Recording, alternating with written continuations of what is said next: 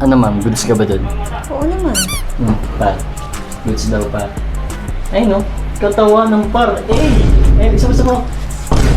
Puting! Dito natin ilalagay Tapos isa pang ganito dito sa ibabaw ng underboard niya ma'am. Para set mga kaibigan. Solid dyan Yan bali ngayon ma'am is i-stencil ko na to. Then ididikit na natin sa'yo. Pwede ka na ba? Pwede na. Kita mo naman. Yan sa mga matagal natin nakasubscribe sa ating mga kaibigan niya. Maraming Yan, at saka ito ma'am, yung part na yan is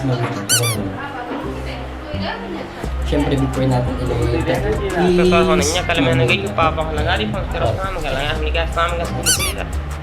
kailangan natin अरे यार पापा को सचो पारो गांव में 20-50 मुनी मोन के नंबर है उन wala ka pala